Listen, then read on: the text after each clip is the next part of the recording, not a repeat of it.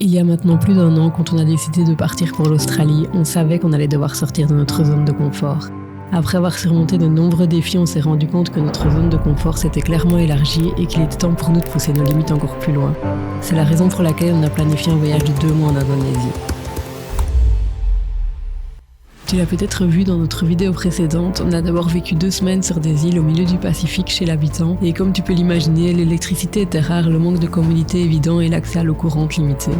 On s'est rendu compte que nous avions à peine gratté la surface de ce qui signifiait sortir de sa zone de confort. Cela nous a poussé à prendre une décision un peu folle, partir vivre dans une tribu Mentawai au cœur de la jungle pendant 5 jours, mais honnêtement on ne s'attendait pas à ce que ce soit si difficile.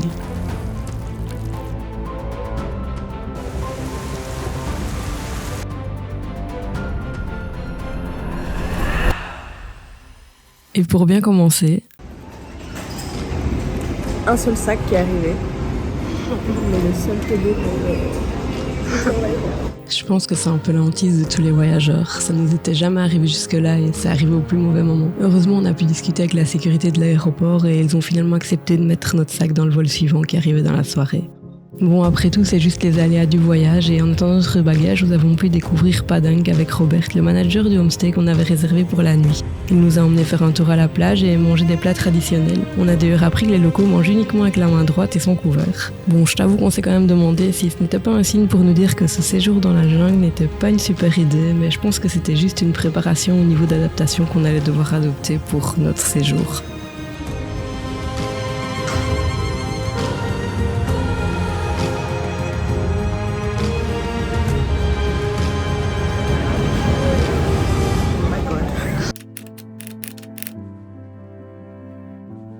Notre voyage a réellement commencé ici, au terminal du ferry à l'ouest de Sumatra, où nous avons embarqué dans un bateau qui transporte des passagers uniquement 3 fois par semaine.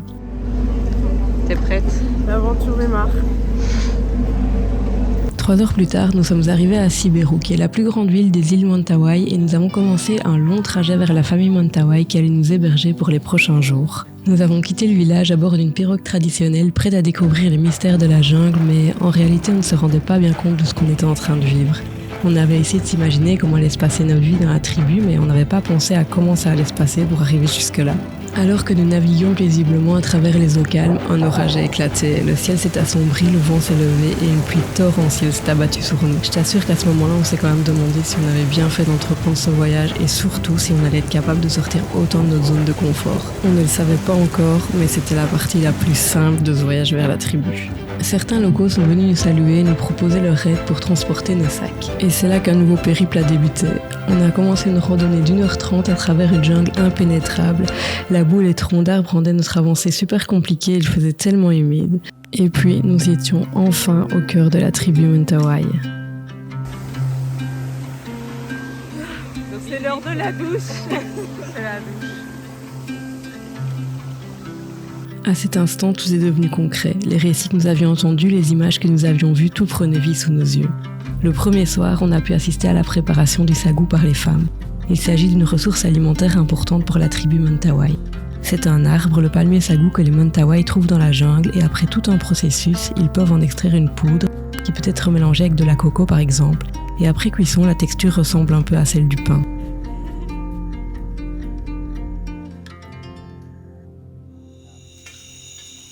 C'est bon? C'est bon? Je sais pas c'est quoi le goût. Le sagou.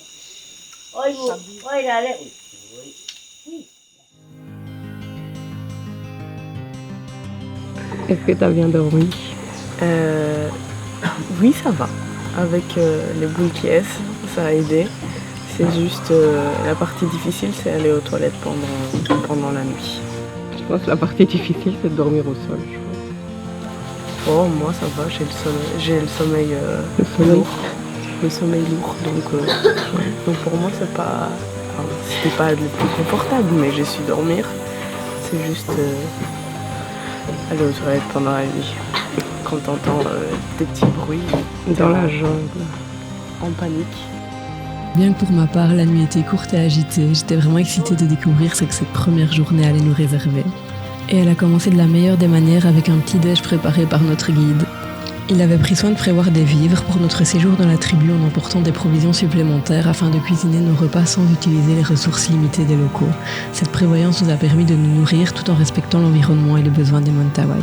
Ensuite, les femmes de la communauté ont accepté de nous emmener avec elles pour la pêche.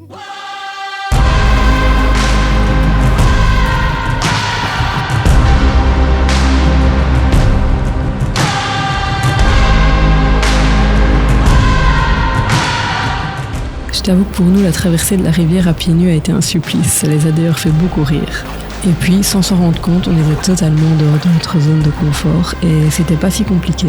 On marchait à pieds nus dans la jungle alors qu'il y avait des serpents et des scorpions, on pensait à rien, on faisait juste comme eux. Nous étions tellement reconnaissantes d'avoir pu partager ce moment avec elles. Au-delà d'une simple activité, c'était une plongée au cœur de leur mode de vie. Pendant ce temps-là, les hommes avaient été chassés et on a compris que la chasse et la pêche n'étaient pas simplement des moyens de subsistance, mais des pratiques qui renforçaient leur lien avec la terre qui les nourrit. Tu sais, on pourrait croire que ce mode de vie les rend pauvres, mais plus on passait de temps avec eux, plus on échangeait avec eux malgré la barrière de la langue et plus on réalisait que c'était tout le contraire pour eux. Ils ont beaucoup entendu parler du monde moderne, mais ils choisissent toujours de ne pas y participer. Pour rien au monde, ils n'échangeraient leur vie.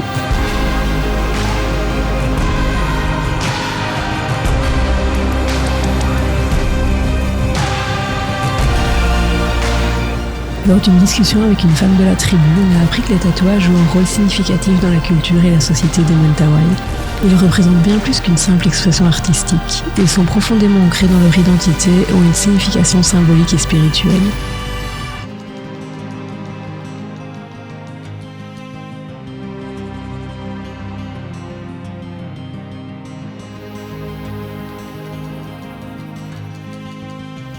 Notre guide étant tatoueur, nous avons eu la chance de pouvoir découvrir cette technique de près lorsqu'il s'est rendu dans une autre Rouma pour y tatouer un touriste. Et encore une fois, on y a fait des rencontres incroyables.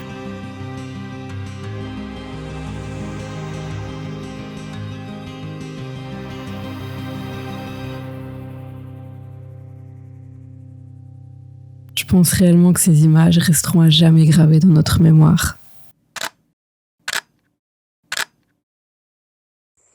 Sur le chemin du retour, notre hôte a ouvert un tronc d'arbre pour y récolter des vers. Nora rêverait de participer à Koh Lanta, mais elle s'est toujours dit qu'elle ne passerait jamais l'épreuve des vers. Honnêtement, on était un peu dégoûtés de les voir bouger comme ça, mais elle s'est dit que c'était l'occasion de le tenter. Elle a demandé comment il fallait faire et on lui a expliqué qu'il fallait enlever la tête et puis croquer dedans. Du coup, je pense qu'elle va pouvoir s'y inscrire et au final, ça n'avait pas l'air si mauvais. On a ensuite repris le reste pour les manger cuits. Vas-y, vas-y.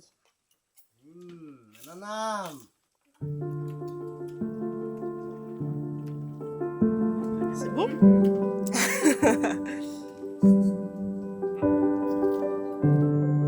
Le taux d'humidité là-bas était vraiment très élevé, donc dès qu'on faisait un effort, on était en nage total. Mais le rythme de vie était totalement différent. Les journées s'écoulaient doucement et on profitait de moments simples avec les animaux, on rigolait, on parlait beaucoup et ça nous a vraiment fait du bien.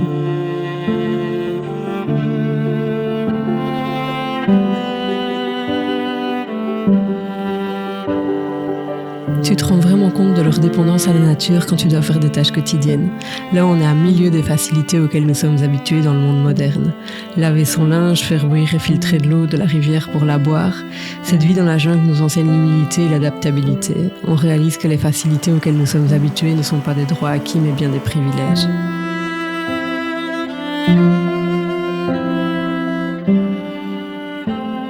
Notre guide nous a ensuite amenés dans une autre Rouma pour le reste de notre séjour. Nous avons séjourné chez Marcus, un chaman. Chez les Mentawai, le chaman occupe une position centrale et vitale au sein de la communauté. Il agit en tant qu'intermédiaire entre le monde spirituel et le monde des humains, possédant la capacité de communiquer avec les esprits et d'accéder à des connaissances et à des pouvoirs spéciaux.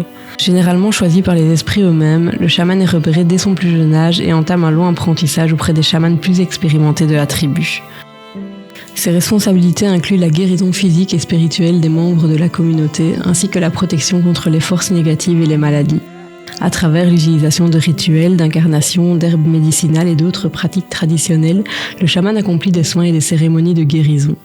En plus de son rôle de guérisseur, le chaman joue un rôle crucial lors des rituels et des célébrations tribales. Il guide les membres de la communauté dans les pratiques spirituelles, les initiations, les mariages, les funérailles et d'autres événements importants de la vie. Voir Marcus collecter les ingrédients nécessaires pour fabriquer du poison destiné à la chasse nous a vraiment fait comprendre à quel point cette tribu a des connaissances sur ce monde dont nous ne savons presque rien. White, and then also chili. So ginger, chili, root, Yeah, the root, and the tree. Yeah, they take only the bird skin. C'était incroyable de le voir fabriquer des flèches capables de tuer toutes sortes d'animaux et même des humains.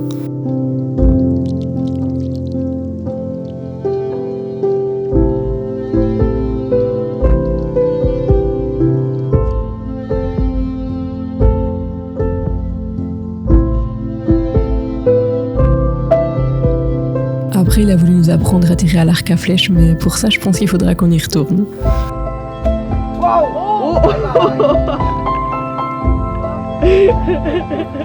bye bye. C'était une aventure comme aucune autre. Nous avons découvert un monde authentique, des gens qui nous ont accueillis à bras ouverts. Nous avons passé des heures à discuter alors que nous ne parlions même pas la même langue. Ce n'était pas toujours facile, ni agréable, ou même confortable, mais ce voyage nous a apporté bien plus que ce que nous espérions.